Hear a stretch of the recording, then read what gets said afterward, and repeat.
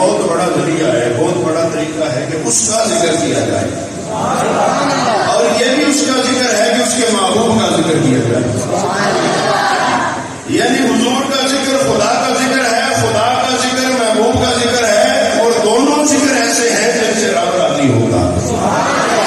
اللہ دونوں ذکروں سے راضی ہوتا ہے، اور جس کے لیے ذکر کیا جائے، جس مقصد کے لیے ذکر کیا جائے، اس مقصد کو اللہ کریم قبول بھی فرماتا ہے، اس مقصد میں کامیابی بھی عطا فرماتا ہے۔ ان برادران نے اپنے والد کے احسان کے لیے، اپنے والد کی بخشش کے لیے، اپنے پدر بزرگوار کی اگلے جہان کے اعلیٰ مدارج و مراتب کے لیے، اپنے رب کو راضی کرنے کے لیے، حضور کا ذکر کرانے کی انہوں نے کوشش کی ہے۔ یہ ان کی اس واقعہ میں قبولیت کی یہ دلیل ہے کہ لوگ پتہ نہیں کیا کچھ کرتے ہیں، لیکن جس کو اپنے ذکر کے لیے مخصوص کر لیتا ہے، اس کو اپنے ذکر کی توفیق بھی عطا کرتا ہے، اس ذکر میں اسے لذت بھی عطا فرماتا ہے، اس ذکر میں اسے لذت بھی عطا فرماتا ہے۔ صحابہ کرام بارگاہ رسالت میں حاضر ہوئے، عرض کی یا رسول اللہ ہماری نماز، ہمارے روزے، ہماری عبادات کی قبولیت کی کیا دلیل ہے؟ یا رسول اللہ ہمیں کیسے پتا چلے گا کہ ہماری نماز قبول ہو گئی ہے؟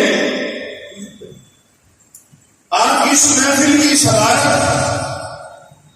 میرے برادر اصغر ہیں، عالم نبیل فاضل جلیل حضرت العلامہ الحافظ القاری محمد سعید عزیز صاحب دامت برکاتہ عالیہ کی زیر صدارت اتنی خوبصورت محفل میں جتنی گفتگو میں کروں گا، میرا خیال ہے کہ میں نے وہ بڑی کوشش تیار کی ہوگی۔ آپ سے گزارش ہے کہ اس کو سماعت بھی فرمائیں اور اس کو اپنے دل میں جگہ بھی دیں، تاکہ یہ دونوں کے لیے بخشش کا سامان بن جائے۔ بارگاہ رسالت میں صحابہ حاضر ہوئے، یا رسول اللہ ہم نماز پڑھتے ہیں، ہم روزے رکھتے ہیں، قرآن کی تلاوت کرتے ہیں، حضور ہماری نماز کی قبولیت کس سے ظاہر ہوتی ہے؟ کیا دلیل ہے؟ اس کو اللہ کیسے قبول کرتا ہے اور اس قبولیت کی نشانی کیا ہے؟ حضور نے ایک ایسا نسخہ بیان کیا جو رہتی دنیا تک حضور کے غلاموں کے ایمانوں کو جگمگاتا رہے گا۔ حضور فرماتے ہیں بظاہر یہ بات ہوتی ہے کہ بندہ نماز پڑھتا ہے، پھر نماز پڑھتا ہے، نماز پڑھتے پڑھتے وہ نمازی بن جاتا ہے، قرآن پڑھتے پڑھتے وہ قاری بن جاتا ہے، حج کرتے کرتے وہ حاجی بن جاتا ہے۔ اے میرے صحابہ، نماز کی عبادات کی قبولیت کا مقام اور اس کی نشانی یہ ہے کہ ایک نماز کے بعد دوسری نماز کے لیے انسان کے دل میں خیال پیدا ہو جائے، اس کی تحریک قبول ہو جائے۔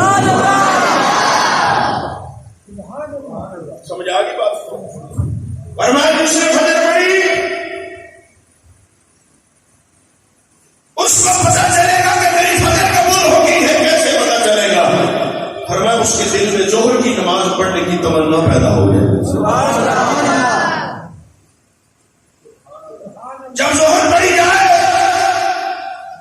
فرمایا عصر کی نماز کے لیے اس کے دل میں خیال پیدا ہو جائے، آرزو پیدا ہو جائے، وہ نماز کے لیے کوشش کرے، کپڑے پاک رکھنے کی، وضو کرنے کی، اذان کی طرف اس کا دھیان جائے۔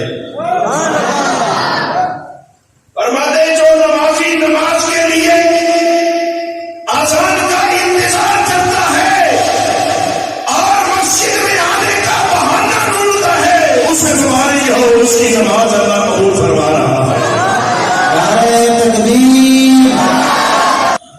کوئی پرچی ہے، کوئی ڈپلوما نہیں ملے گا، کوئی ڈگری نہیں ملے گی کہ تمہاری نماز روزہ عبادت قبول ہے۔ حضور فرماتے ہیں بندے کا ایمان اتنا مضبوط ہو جاتا ہے کہ اس کی قبولیت کے بعد اس کا ایمان تقاضا کرتا ہے مزید عبادت کرنے کا۔ فرماتے ہیں جب بندہ دوسری نماز کے لیے جاتا ہے، اس کی پہلی قبول ہو چکی ہوتی ہے، جب تیسری پڑھتا ہے اس کی پہلی قبول ہو، دوسری قبول ہو جاتی ہے۔ اسی طرح ایک جمعے کے بعد نصاحتوں کا انتظار کیا جائے. یہ بات کی سمجھ نہیں آئی؟